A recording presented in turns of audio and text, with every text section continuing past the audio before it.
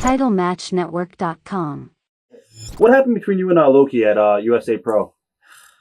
That's so blown out of proportion. Well, I threatened to kick his ass, but I had to. I was defending myself. I barely even knew the kid, just saying hello, and I don't know if anybody really knows him, but he's a very standoffish kind of guy. I was rushing to get ready for the match and walked over by my makeup, and he's sitting in my chair right in front of my makeup, going over his match with Crowbar or whoever. I think it's Crowbar.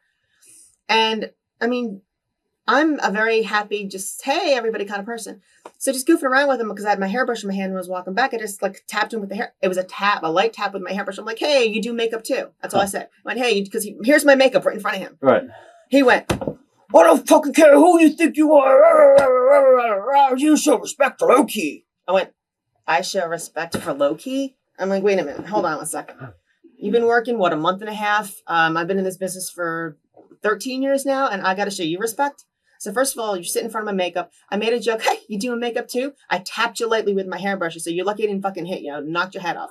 So he's all bowed up. I'll kick your ass. I'm like, you want to kick my ass? Take one shot. There's 4 people in this locker room that will kill you if you touch me. Right. Meaning Balls, Bam Bam, Chris. You know, anybody, if anybody would have touched me, Bam Bam would have just been killing him. So would Balls. Balls will jump in front of a train for me. He's always been like that with me. So it was kind of funny because when somebody snaps at me like that, I snap back even harder. So here's one person holding him back, and there's 4 grown men holding me back because I'm like, I'm going to kill you. It was funny. The 4 people holding me back because I was just like, so I calmed down. I'm like, what the fuck is wrong with this kid? What is he on? He's a fucking psycho, you know? And he didn't say you should show respect to me. You should show respect to Loki. I was like, what the fuck is that?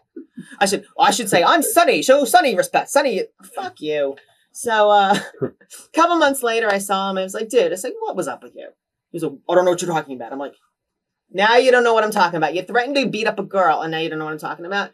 So I said, listen, I don't care what happened. I said, I respect your work. You know, I said, I think things got blown out of proportion. I'd like it to be over. So He was like, oh, okay, it'll be over. So, and that was the end of that. So now we're fine. When we see each other, we're fine. Cool. We say hello. I mean, we don't sit there and have wonderful conversations. But after that, it was funny because after that, then a few months later, Loki was going up to Chris. Can you watch my match for me?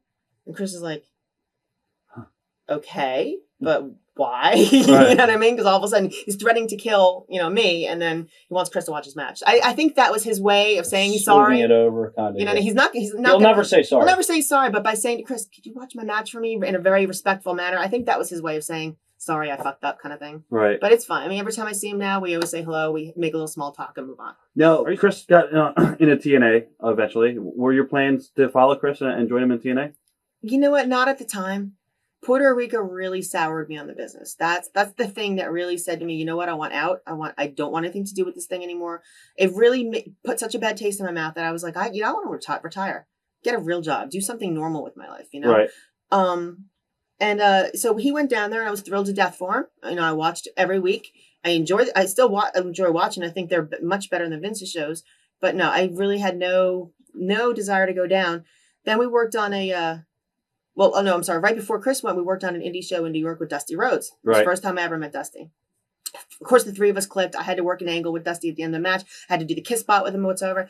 He was like, oh my God, Tammy, baby, it was so nice to work with you finally. I've heard so many great things about you. They were all correct. He was like praising my work. Right. And I'm sorry. I mean, I don't care what anybody says, no matter how drunk I ever was. My work has always been right on. I mean, I'm sorry, but there's nobody freaking better. There's no girls better. So Dusty was oh my God, this is great. That's when he brought Chris down. He goes, I want you to come down too. He goes, you want to come back to the business? I'm like, Dusty, you know what?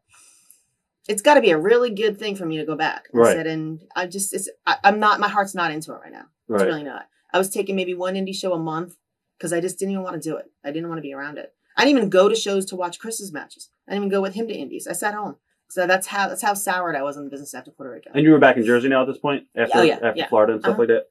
You basically started doing something with the tanning salon too, right? I think you were telling me. Oh, I was just, started out managing a friend's tanning salon, then I bought into it. So I was a co-owner for a little bit. Then I realized that he wasn't a friend and he was a total douchebag. So I sold out and I got out of there. All right. I was only involved for like 8 months. Okay. TitleMatchNetwork.com.